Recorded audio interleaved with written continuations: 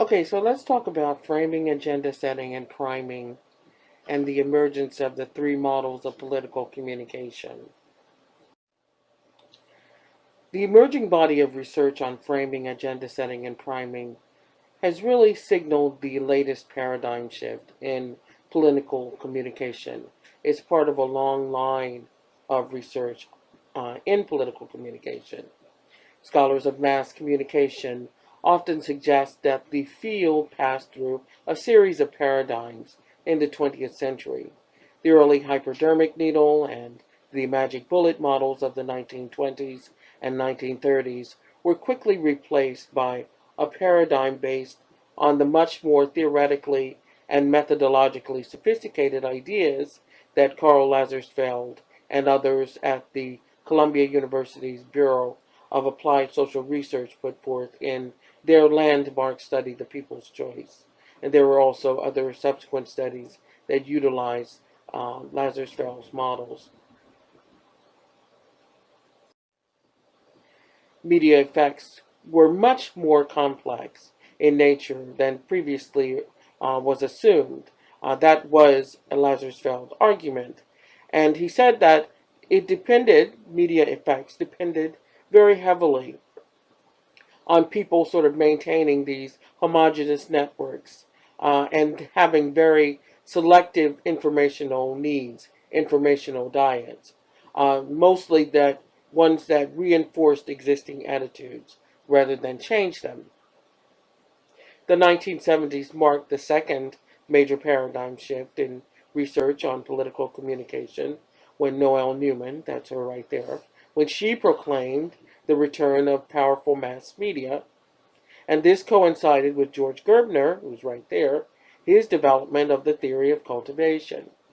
And if you're not familiar with cultivation theory, sort of, in a simple way, it says that if a person looks at a particular series of media messages, particularly television and the sort of audiovisual component of the internet, if a person sees something, say, for instance, crime, lots of crime being reported, murders and robberies and those kinds of things, lots of people being arrested, or certain kinds of people being arrested, then cultivation theory would say that that person would come away from that media content being convinced that the world is a very scary place, that it's the mean world syndrome, that what one sees on media in the media reflects what one sees in reality. Now, ironically, the two researchers had diametrically opposed political agendas, but they came to similar conclusions. Both of them assumed that mass media had strong long-term effects on audiences that were based on these sorts of ubiquitous and consonant streams of messages that are presented to audiences. But although Noelle-Neumann blamed left-leaning journalists for shaping opinion comments or opinion climates and influencing the dynamics of opinion expression and formation, George Gerbner identified conservative media conglomerates, especially entertainment television, as the main culprit for shaping perceptions of reality, mostly by promoting commercially motivated worldviews. Around this time, in the 1970s, we saw the birth of agenda setting research in political communication, and that's what we'll go to now. So, two researchers named McCombs and Shaw in 1972 drew considerable attention because they rejected the previous idea that the media had minimal effects on people's perceptions of the world. That was very common at the time, which basically said the minimal effects model was that people come to media content with their own ideas about how the world works, and that the media was only there to reinforce those ideas, that the media cannot change people's ideas. And what we found has been that it's not that the media have no effect. It's not that the media have all-encompassing effects. It's somewhere in between. And it also depends upon the recipients as much as it does the producers of the media content. So the 1980s and 1990s finally brought about the most recent stage of political effects research. Now, these models are sometimes labeled as what is called negation models. They're approaches that are like framing and priming, that they're based on the idea that mass media has potentially strong attitudinal effects, that these effects also depend heavily on our predispositions, our schema, and other characteristics that we have and that we are influenced by when we process messages in the mass media.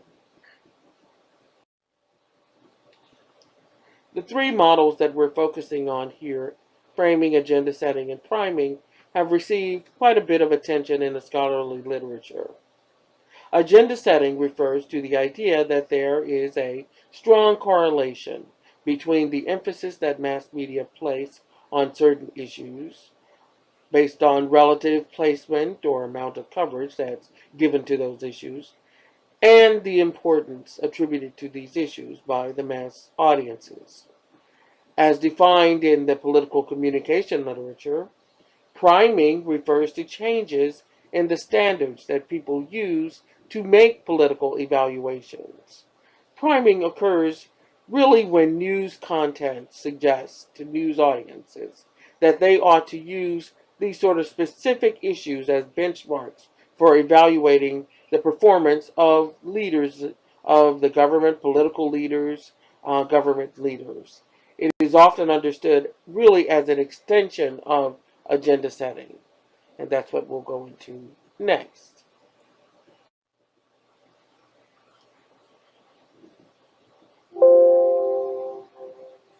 Okay, so I changed that slide just a little bit too quickly, but really priming is thought of as an extension of agenda setting because both effects are based on memory-based models of information processing.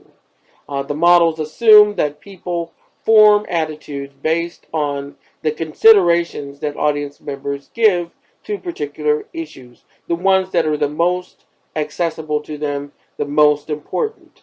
And they consider these models when they make decisions.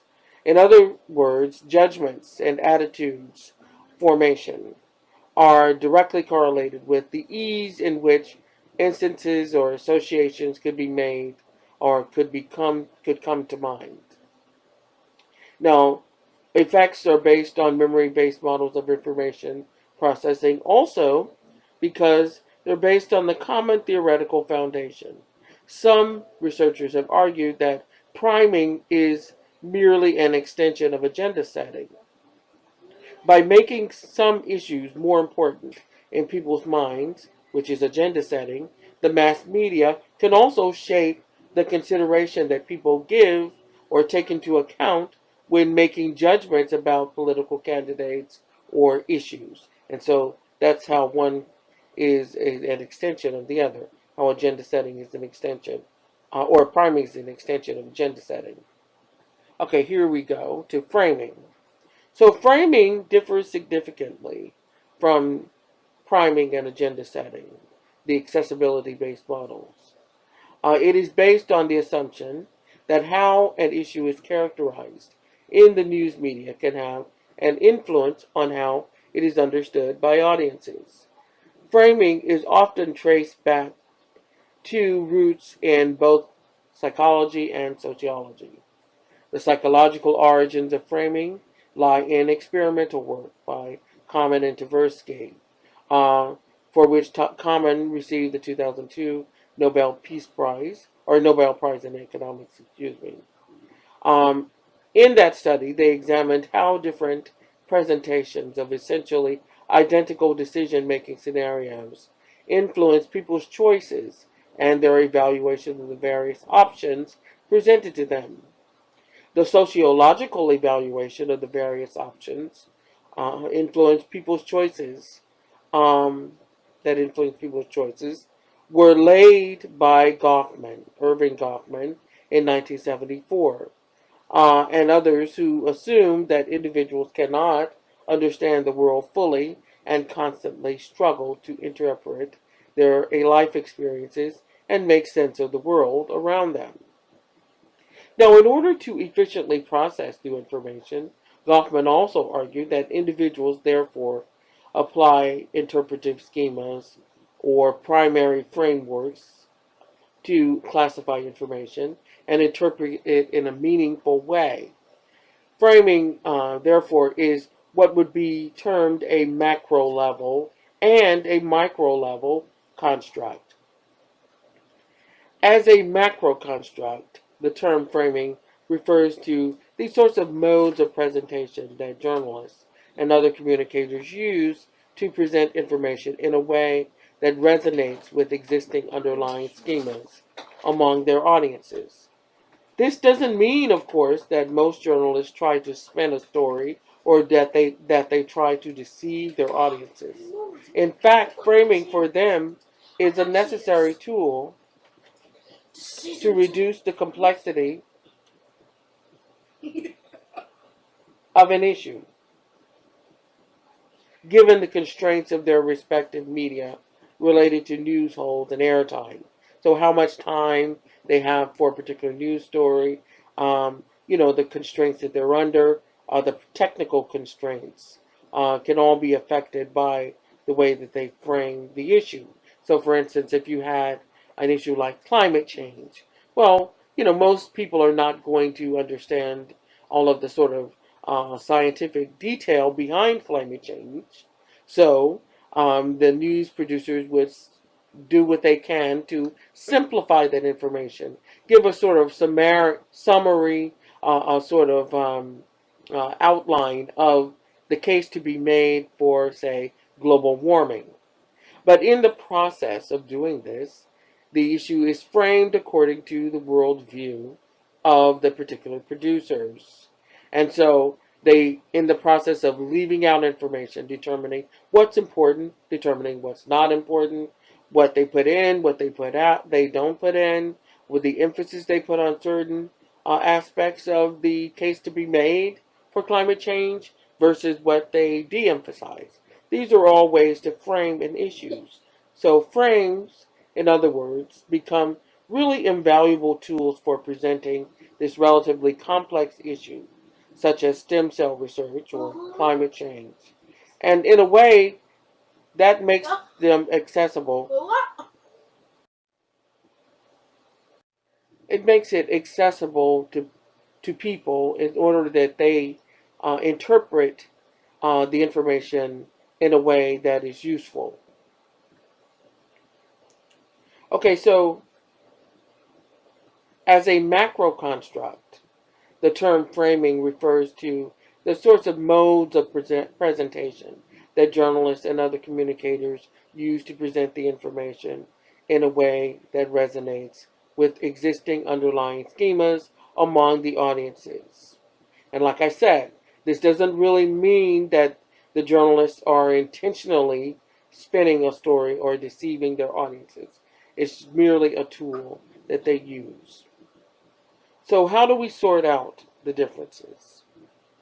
Well, an explication of the relationships between agenda setting and priming and framing really needs to bridge these levels of analysis, and it needs to answer these sorts of three levels of analysis. How these messages are created, how they are processed, and how the effects are produced. The development of a conceptual model that adequately explains the three effects should therefore address the relationship among them related to these three questions. And if one fails to do so, you sort of leave it open to sort of a confusing set of concepts and terminologies.